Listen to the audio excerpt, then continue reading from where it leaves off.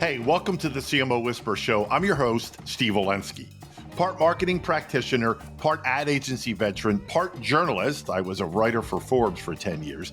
I've had so many insightful conversations over the years with business leaders, to athletes, to celebrities, to, of course, CMOs. The only difference now is instead of sharing those insights through written form, I'm doing it this way. My guest today is Barry O'Reilly, an entrepreneur, executive advisor, and best-selling author who spends his time helping leaders rethink how organizations actually work in a world that seems to reinvent itself every 5 minutes. I may mean 5 seconds at this point. He's the co-founder of Nobody Studios, a global top 10 AI venture studio with a pretty ambitious goal of building 100 companies in 5 years. He's also the author of Lean Enterprise, Unlearn and Artificial Organizations, where he explores what it takes for companies and leaders to adapt, evolve, and avoid getting trapped. Barry advises boards and executive teams around the world on enterprise transformation in the age of AI. And today we're going to get into what leadership looks like when the rules are changing in real time. Interesting. Barry, welcome to the show. Yeah, here. Thanks for having me. Absolutely, my friend. And I am very, very much looking forward to this. We had an incredible conversation off air, and I'm looking forward to just picking it up. So let's just jump right into that two-letter acronym. Everybody's talking AI. And if you're not, there's probably something wrong with you at this point. But what's the difference, or is there a difference between talking AI and actually changing the way organizations work? And what are leaders still getting wrong? Yeah, I think the biggest thing leaders are getting wrong is they're starting with the tools first. Most transformations fail because leaders think of transformation as a tool transformation, or an AI adoption as adopting the tools. But that's actually the biggest mistake. I think like 83% of transformations start when people start with the tools. Now, the real point is behavior change. So what you're looking for is people to redesign the way they work. And that is probably the leading indicator for whether your company, your startup, your business is going to have any success trying to accelerate its ability to move faster, to make better decisions, to leverage these technologies in any meaningful way. Is you have to start with thinking about how you're going to redesign how you work, not whether I should be using Claude Code or should I be using ChatGPT. And sadly, that's where most people start. And they end up sort of playing with tools. They're not sure what the purpose of the tool is. They're not clear on the task that tool could be designed for, that they even want to use it for. And more fundamental, they're not even honest with themselves about how they do their best work. So they go about it the wrong way. What you need to do is think about, how do I do my best work? What are my natural human traits where I get the best of my abilities out into the world? And then what are the tasks that I create outsized amount of value or my highest leverage? And then once I understand how I do my best work, what are the most important moments of the tasks that I do that work, then I can start experimenting with the tools that will help me accelerate that. And a simple example I would say is, for me, like I'm dyslexic. So, nicely shouted out that I've written 3 books. I think my English literature teacher would fall off their chair if they thought that I had done that.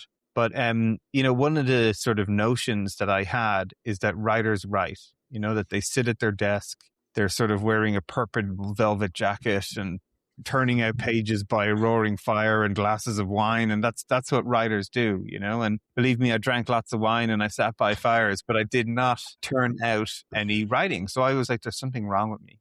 But then actually the reframe for me was asking myself, actually, how do I create my best content? Because that was the task. I was creating content. And there's lots of ways to create content. For me, talking is actually much more of a natural trait for me to innovate, get better when I have, Socratic conversations with teams when we're ideating around business ideas. I like the energy of back and forth conversations with people. So when I knew my trait was talking, a task necessarily was creating content, the tool was pretty obvious that I just needed a transcription service to capture my words. Yeah. So I hired a journalist, they interviewed me, and I was turning out a chapter every 40 minutes. I would have like 10,000 words in 40 minutes from just talking it out. And then they would refine the transcript and send it back to me about an hour later. And I suddenly had a chapter that I was iterating an improvement. So I went from staring at blank pages for a week to literally like generating chapters in 45 minutes. So it felt like I was almost cheating how much acceleration I was getting, both in terms of the output, but the outcome. I was Yeah. creating high quality content as well. And that's really sort of how I get people to try and think a little bit about what and how you should be thinking about leveraging these tools. The last place you start is the tools. The first place you start is with yourself, how you do your best work. And then what are the tasks that you create value from? And then that's how you start figuring out what tools you might need. I could not agree more. By the way, you left out one small detail when you were sitting by the fire and drinking. You forgot about the pipe, right? We got to have those big, long. Yeah. Who doesn't like a nice cigar these days? I'm living my best midlife sort of dream right now. My wife keeps making fun of me because I'm like scoping out whiskey and cigars all over the world every time I'm traveling. Just playing more into the stereotype, that's because I'm a writer too. So people think you just sit around and drink cognac and buy a roaring fire. Anyway, I'd love that message of put the tool last. And you're right. There's this knee jerk, and I get it to an extent of the pressure people are on to just start diving into that deep end without even learning how to swim kind of thing. But there's a lot of inherent dangers in that. So I really, really love that advice that you give about start with yourself and then your team or whatever. But what is it you and your team do best and work back from that? Yeah. And like it's, this is very natural, right? Like Anthropic, OpenAI, they have billions of dollars to spend on marketing. And all the marketing messages are fear marketing as well, right? You're going to be replaced. You're falling behind. You're already going to be out of date. The machine's going to take your jobs. So it's all this sort of attack on the nervous system and anxiety of people, which again just increases this sort of idea that I need to do something.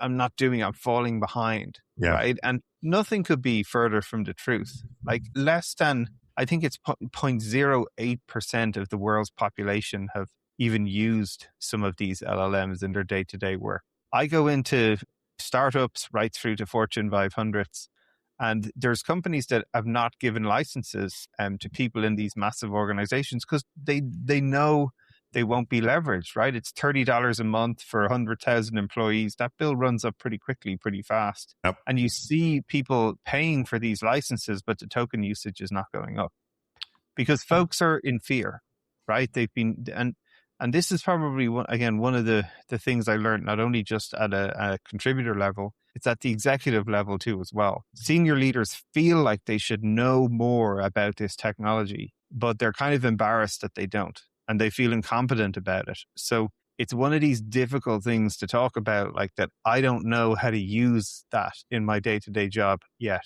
often because they're in back-to-back meetings and they've no time to focus on it. And I ran a survey. So I've built up a massive mailing list over the last number of years. I think we've got 12,000 executives on it. And in the summer of July 25, I sent out a survey to them all, and over 5,000 of them replied. About 25% were CEOs, 25% C-suite, and about 50 at director VP level. And when I asked them, how do you want to learn AI? 43% said they wanted to do it in a small group, like less than 3. 34% said they wanted to learn it one-on-one.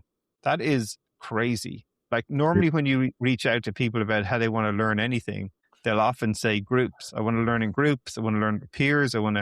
But everybody wanted to learn on their own or maybe with one or two buddies that they trusted. Again, because this fear of incompetence. And, the thing that's fascinating about it is like these are super smart people, but they've just never had the time and the focus and maybe a coach or dedication to help them get started. So literally, I just started doing this for a couple of my friends, 3 or 4 sort of 1-hour sessions and showing them how I've been using these tools in our venture studio for the last 6 years. And instantly they're just off and running, right? The unlock is actually relatively small and simple once you have a key first principles down, but you need dedication, time, and focus to get started. That is fascinating. Those results are fascinating, but unsurprising at the same time, which I kind of sound like I'm talking out of both sides of my mouth. But I talk to leaders all the time, and the off-air, off-the-record conversations are a lot of, I think I should be doing more. I feel like I'm falling behind. And I basically say the same things you are. Like, you're not even, it's the least of your worries, right? Just take your time. Yeah, no, it is scary. You have to remember, like you're a marketer, right? You know this. Like you open your Instagram feed, your LinkedIn feed, It's just full of people going, I built 7,000 agents on the weekend and launched a website. But, one of the big tells is that all those people are just speaking about activity. They're just talking about stuff that they created. None of Yeah. them talk about the outcomes. Like, great, you've built 7,000 agents. Have you reduced the operating cost of your business by 25% as a result? So it's very easy. I call it the productivity flex. It's very easy with AI to produce output.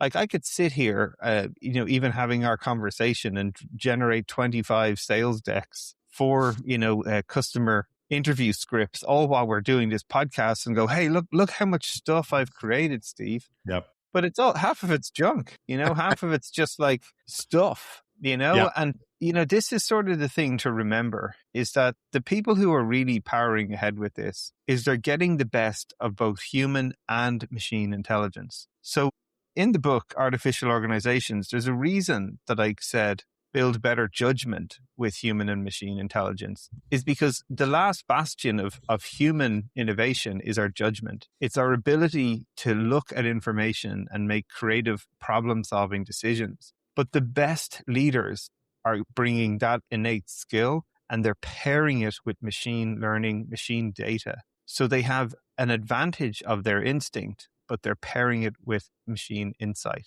to make better decisions. The sort of fly-by-night, like cowboy of, I just do everything with my gut. Well, sure, you might get, 2 out of 100 decisions right. But if you play the probabilities over the long term, the folks who make better decisions consistently are the ones who have the best data, and then, build up that human judgment capability. And that's really, I think, what people should be thinking about. Not is AI going to steal my job as the best Excel formula writer in the company? Because yes, it will. But you need to start thinking higher up in terms of the level and magnitude of work. Your job, if you're an analyst, is not to create spreadsheets anymore. It's to interrogate and analyze the data and make decisions. Yeah. If you're a project manager, you're not typing tasks into a task management system and making sure everyone knows what the tasks are.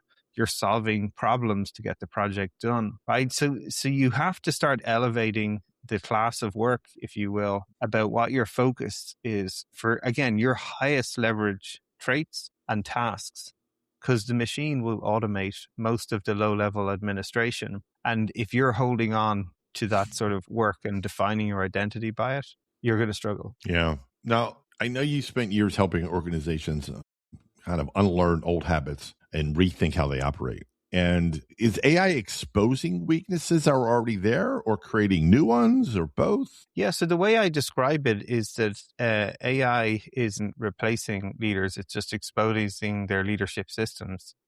Most leaders have decision-making systems that they use, whether you're aware of it or not. There's a process, I'm sure, Steve, you go through, whether you're deciding who's going to be on your podcast or not, right through to how you do a go-to-market strategy for a company. Right? Everybody has their internal systems and processes that they use. And the power of these tools is it can sort of help start to differentiate the folks who have really robust systems that challenge their thinking, that ask difficult questions, that pressure test their thinking, that look for blind spots, versus the person who just talks to a machine and says, tell me the answer. Oh, I'm just going to take that answer and use it. So anyone who does the latter is instantly giving up all of their agency in any situation that they're in. The more, and this is sadly what a lot of people are starting to do with these machines, is they're asking it for the answer. Summarize this document, right? So the minute you do that, you're deferring to a machine to take and extrapolate the intent out of a document. And then if you take that as, if you will, gospel, that that's the truth, you've instantly given up all your ability to do any judgment. The folks who are really good at this will put documents or information in front of them and say, what are some of the blind spots about this document? What are some of the assumptions that are implicit that are being made about it? If I had to look at 3 different scenarios to make a decision about what the purpose of this document is, what could they be? Give me pros and cons of each. Show me potential scenario plans and impacts if certain factors are changed or not. That's a totally different leadership system, right? And that's really what these tools are doing. The people who have very robust leadership or judgment systems and then put into place judgment infrastructure like telemetry and data so they can gather information are just powering ahead when they're up against people that are running on instinct, or even worse, they're just deferring to the machine for an answer. Yeah. And that's really what's separating people. And it's only going to separate people more and more between folks who might be naive in a domain, but they've great systems to make decisions, can actually start outperforming people that have been in a domain for 10 years and are running on gut. Without question. Yeah. Let me pivot to I get asked this, or a lot of people have this question of metrics, meaning, what do you say to, okay, Barry, this is great, and I know my problem, and I know myself, and I pick the tool, and I'm 3, 6, 9 months into using XYZ tool. What kind of metrics should I be looking at? How do I know if the AI is actually working? Yeah, so in the book, there's a couple of key metrics that I define right from the beginning. The first one is decision velocity. So this ability, am I making decisions sooner? Am I showing up to meetings and making decisions in meetings because we're more prepared, because we're clear on what we're trying to achieve? Like, are we making decisions? The next one is decision advantage. And this is the quality of information that you have to support those decisions. So again, when you show up at high stakes moments like meetings, do you feel prepared? Do you feel like you've been able to access all the information that you need to make a quality decision quickly with confidence? And then the other is the reversal rate. So when you make decisions, how often do you have to reverse them because they're the wrong decision? Or are you moving on to the next problem in front of you, having made that decision? And, this is sort of how it changed really for me. So again, like I said, one of the things, the highest leverage task for me is meetings. I think most people, the average in the US is people spend 23 hours a week in meetings. If they're lucky, 32% of meetings have an agenda. Most people show up and make no decisions in meetings. They just sort of flap around and talk. They're the biggest waste of time potentially in the global economy. Versus when you meet with me, I have a meeting co-pilot everywhere I go. So that means both in the meeting that I'm in, we're capturing every conversation and turning it into a data asset. And it means when I show up for the meeting, I'm using all my data assets to prepare and say, right, Steve, we're going to make a decision on what new market we launched this podcast in and the sponsors that we're going to target. Here's all the market information that we need. Here's the top 5 sponsors in the categories that we're focused on. Let's meet now and make a decision. Right. And so those meetings are fundamentally different than rocking up with just meet Steve. Hey, Steve, why am I here? We're going to talk about what? I don't have the information. I don't even know the decision we're here to make. Let's talk about it and meet next week and make it another decision. Let's meet about the meet. You know what I mean? Like, you've lived it. I do. Right? This is the kind of stuff when you talk about performance and people that are separating themselves. It happens in these micro moments. It happens in the way people show up. It's what I call the real sort of pyramid of, if you will, success for leaders is one, productivity is just table stakes. It's just your ability to send emails 5% faster, whatever. Performance is this ability to show up and make better decisions because you've better information to do that. But the real gift is executive presence. It's actually a calm mind, even in the face of uncertainty, because you have information you can access to support yourself to make high stakes decisions when you're under pressure in the face of uncertainty. And that is sort of like a gift, right? That is the best way to make difficult decisions, not when you're running from meeting to meeting to meeting and your head is full and you're overwhelmed and you're processing last meeting, you're trying to make the next. That's the worst time to make a tough decision. Absolutely. Look, I go back, we're of a certain age, and in our 20s, like, you would go to meetings because your boss would call them, and okay, it was an hour, you took an hour. But the best leaders are the ones, if you got done in 20 minutes, the meeting was over, kind of thing. Yeah, you're out of there, right? You're back to execution mode, right? Just coordination and execution. Exactly. But in your 20s, you're thinking, who cares? I'm getting paid. What do I care? It's an interesting dynamic as you get older. Look at the stick figures I drew in this meeting. They're pretty good, right? I'm pretty happy with that. My stick figure game is like on the rise. You sit around for those extra 40 minutes and just BS, and like in your 20s, like, this is great. Yeah. Meanwhile, as you look back, at least I do get reflective of going, the best leaders are the ones, okay, we're done. Back to work. Okay. And that's literally what the best companies do, right? Like, meetings are decision engines. They're not like places to spend time. You don't want to be in them. It's literally coordination, problem solving, decision making, and move. right? And like that is sort of one of the problems is Yep. we've cultivated this sort of behavior that it's like the law of expanding gases. However long the meeting is booked for is how long people will spend on it. And again, that's not necessary. The goal is to make choices and move. So with AI, of course, there's an inherent of speed. Everything's done faster, right? And in the context of decisions, that can sometimes make bad decisions faster. So how should leaders think about balancing the speed and judgment? Yeah, no, it's a great question. So one of the things that I think people have also forgotten, thinking is an activity. And most people don't have much time to think because they're in meetings from back to back. They're going from one thing to another. And often when you think about productivity gains, say you could save 5%, 10% a week from using AI tools just to write emails faster, just to, create documents a little bit quicker. When most people think, well, what are you going to do with that 5 or 10% of your time back? People have such a dogmatic view. They're like, oh, management are going to give me more work to do and I'm going to have to do more activity. But actually, what you should be thinking about is if I'm able to automate and accelerate my administrative work, that's creating more capacity for my problem solving work. The real nitty gritty problems, the things that you just sort of everybody actually loves most about their work. Those hard, interesting problems that you wish you could work more on, but you're stuck in the admin world too much. So the gift, I would argue, with these tools is that it gives you more capacity back for this creative problem solving. And really, what you should be thinking about is not that I'm going to fill up that time necessarily with more output creation. Some of it should be spending time to think deeply about these problems that you're actually will really move the needle. And this is something I experienced myself personally. I got so excited about these tools and I was almost getting like productivity fatigue. Like I felt like I was so productive day to day that I actually needed to take a break because I was like, my God, I'm buzzing here, Yeah. And it was one of these realizations for me where I was like, well, hang on. If I'm just speeding up to execute faster and more, I'm sort of missing the whole point, right? Like I'm paid to make decisions, and decisions, some you can make fast, but some you need to make slow. Some you need to give yourself time and space to think. So what I really started to getting intentional about is putting like thinking time into my schedule. That could be walking around the park at lunchtime.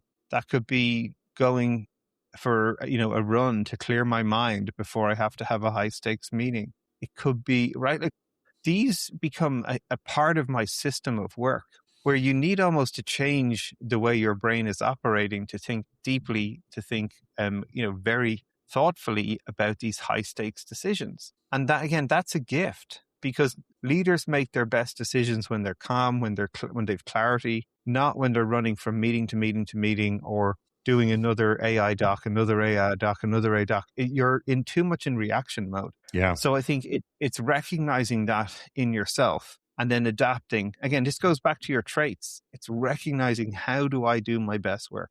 What are some of those innate things that I do to do my best work and the tasks that matter, and then designing tools around it. And I think that's probably one of the things, most people have not got to grips with yet. And begin, because the fear is if I automate or make work be completed faster, I'm going to be given more work to do. Again, that's a fear. It's not. Yep. I'm going to make better decisions with the work that I already have. That's a great point, that if you're on a team and you're given a task, I'm sure there's conscious decisions of, if I get this done too fast, they're going to think, well, one of two things. One, I can give them more work. And two, everything's going to be done that fast. But the flip side is, if I take too long, then my boss could go, why did it take so long? You have AI. So there's that, right? Like, it's fascinating. It is, right? But we're also very much at the beginning of this story, right? Like nobody really knows how this is going to go, how it's going to end. People are figuring it out in real time. They're a lot of their thoughts are based on implicit assumptions that most of them are flawed, right? So helping people understand that you just don't automatically get 10% faster because someone gave you a ChatGPT license on Monday is, something managers and contributors have to also recognize and understand. right? It is a massive redesign of jobs. And again, this is one of the things, like most people are getting very worried about their job, but a job is just a container for a bunch of tasks. And the way the world is going is that many low-level tasks now are being automated that used to be part of a job. And some people tie their entire identity to the job, even though it's been reassembled in real time around them. And again, so that's a difficult thing for many people to deal with, right? They might still be measuring their excellence in a task that can now be automated rather than a task that is a higher order task, like decision-making, judgment, like finding, again, the example of the project manager who created a beautiful task management system is now actually should be focusing on solving the problems of the project, not building and capturing tasks and wandering around and asking everybody, have you done your tasks? Like, but many people tie their identity to those tasks of the job. Yeah. You know, and that's tough for many people. And again, we're all going through this sort of together. Some people sooner, some people later, but it's going to happen, right? This is a true technology revolution and a redesign of how we work. Without question. You mentioned a term I want to talk about, productivity flex, and why it can become an AI fake. Well, explain that. Yeah. So like one of the things we saw very early in our studio, and we have like founders and entrepreneurs coming to us all the time in Nobody Studios with business ideas. And I'd say literally about 3 years ago when ChatGPT like really sort of hit the mainstream, suddenly we went from founders who would show up with like a crappy pitch deck and like a rubber band prototype to suddenly founders showing up with these beautiful set of product specifications, go-to-market strategies, financial models, like perfect data rooms, and all the documents you would dream an entrepreneur would have in place for like seed funding of a business. We were literally like, oh my God, this is amazing. Look at this person. Look at all the work they've done. And then instantly we would sit down and start going through the docs or talking to the entrepreneur. And within 20 minutes, you would realize, oh my gosh, this person just generated all these documents. It's vaporware. It's just, it's productivity flex, where they're like, look at all the work I've done. But when you get into the detail, you're like, oh my God, this is like it's shallow. There's no robust thinking here. Like the ideal customer profile doesn't actually match the go-to-market strategy, and the financial model never works. And, you know, so this was sort of a thing where you saw output is high and fast, but quality of thinking is low, right? And that's, again, what you're seeing on your feeds when you go on to Instagram or LinkedIn or these places. People are talking about the volume of work that they have created, but they're not talking about the impact or the outcome of all that activity, right? And that's the biggest tell. So that's how I sort of go on. I'm waiting for LinkedIn to sort of add a new button where you can go, this person's BS, this person's BS. So, you know, I can just sort of clean out my feed of all these productivity flexers who, again, sound like they're doing loads, but they're not really. They're just creating a whole load of junk and, you know, sharing with the world about how much junk they've created and at zero cost to them. And this is the worst part. They're pushing the work onto you. And this is what really annoyed us in the studio, is that the entrepreneurs were not doing their work. They were creating output and asking us to do the work for them, which to me was sort of like, you know, the ultimate sort of disrespect move you can sort of throw at somebody, really, is like, I'm just going to create a whole load of empty documents and ask you to spend your time reviewing them to see if they're actually any good. Now, that is not a good experience, entrepreneurs, I will say, if you're trying to attract investment support or get backing for your business. Is AI making us lazy? Yes, absolutely. Inherently, you know, we are lazy. We just have to accept that as humans, right? And it goes back to our earlier point, is that I find myself sometimes, I have to remind myself, just like a muscle, if I stop using my judgment, it's eroding. If I'm asking the machine for answers rather than challenging my personal thinking, I'm slowly handing over agency. Now, again, there's tasks where are low stakes and administrative that I should hand over that agency. Like, I don't want to fill out task management tickets all days from the 25 calls I've been. I don't want to do that. I don't need to do that. But I do always need to hold on to the key judgment moments and then do the work to make good judgment calls. And that is something I think we all have to be. And like, I find myself, right? I get lazy. I just sort of, talk into the microphone for a few minutes about an email and tell ChatGPT to clean it up, copy and paste it in and send it. And it's not really me anymore, and people know that. And they can feel it more and more. And I think that's where, again, this is what I have. You'll love this. I have this written on my desk in front of me. It says, keep telling authentic stories. Because it's important in the age of AI that we stay as authentic as possible, because that's actually the ultimate flex, is just being yourself while everyone else is being a machine. And I think when you're trying to connect with people, customers, build businesses, that's the most important part. That is the perfect way to end this conversation, Barry. That's a mic drop right there. So it really is. My mic's attached, so I can't do it. But thanks very much, Steve, for having me on the show and asking such great questions. Thank you, my friend. Thank you for coming on. Yeah, my pleasure. Well, that wraps up another episode of the CMO Whisperer Show. I hope you shared this episode with your friends. And if you have not already, please subscribe to be kept up to date on all the latest episodes. And if you're so inclined, leave me a review on your favorite podcast platform. Thank you.